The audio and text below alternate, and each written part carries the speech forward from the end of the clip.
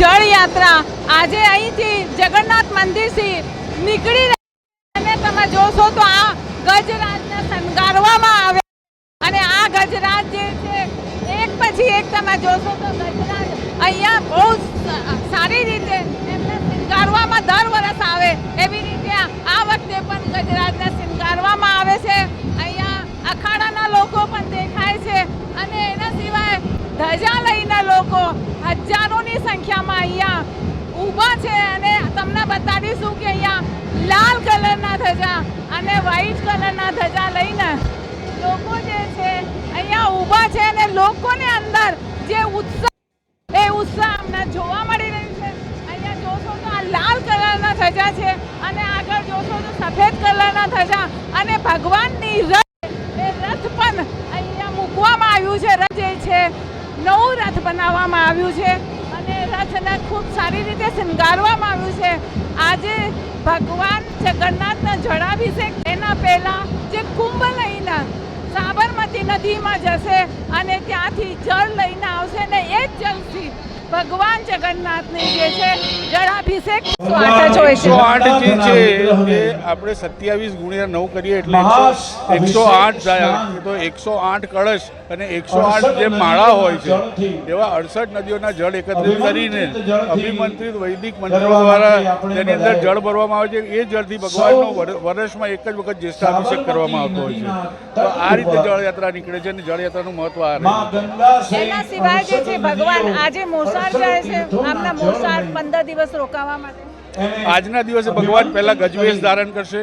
ગજવેશ ધારણ કર્યા બાદ ભગવાન એમના મોસાળ 15 દિવસ રોકાવા માટે જતા હોય છે। એ 15 દિવસથી તેમના મોસાળ રોકાશે અને પછી જ્યારે અમાસનો દિવસ છે તે દિવસે તેમના નેત્રોત્સવ થાય ત્યારે ભગવાન પરત આવે છે। 148મી રથયાત્રા જે નીકળવાની છે તેના પૂર્વે 15 દિવસ પહેલાં પૂર્ણિમાના દિવસે જ્યેષ્ઠાભિષેક થાય છે।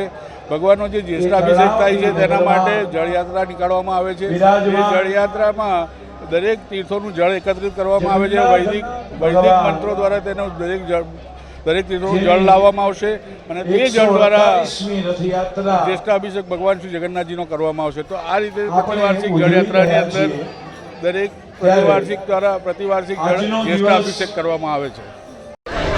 ભગવાન જગન્નાથજીના 148માં રથયાત્રા પહેલાં જે આજે રથયાત્રા નીકળી છે જમાલપુર મંદિરથી અહીંયા સાબરમતી નદીમાં જળ લેવા માટે ભગવાનનું જળાભિષેક આજે થશે। આજે જેઠ સુદ પૂનમના દિવસ ભગવાનના જળાભિષેક કરવામાં આવે છે। એ પાણી અહીંયા સાબરમતી નદીમાંથી લેવામાં આવે છે। અહીંયા હજારોની સંખ્યામાં ભક્તો જોડાયા છે અને શાસ્ત્રોક્ત વિધિથી અહીંયા પૂજા કરવામાં આવી છે અને એના સિવાય જે છે આજે પ્રદક્ષિણા જે છે નદીની પ્રદક્ષિણા કરવામાં આવી છે અને એના પછી જળ ભરાશે। 108 કુંભમાં જળ ભરાશે અને એમાં જે છે પ્રતિભા જૈન જે મેયર છે એ છે એના સિવાય રાજકીય નેતાઓ જોડાયા છે અને અહીંયા જે જોવાલાયક જે વસ્તુ છે ભક્તો ભગવાન જગન્નાથની છોટી છોટી મૂર્તિઓ લઈને માથામાં લઈને ફરે છે અને 51 ચાંદીની છરી લઈને અહીંયા લોકો આવ્યા છે। એના સિવાય અલગ અલગ ફ્લેગ લઈને લોકો અહીંયા આવ્યા છે। શાસ્ત્રોક્ત વિધિથી પૂજા કરવામાં આવી છે।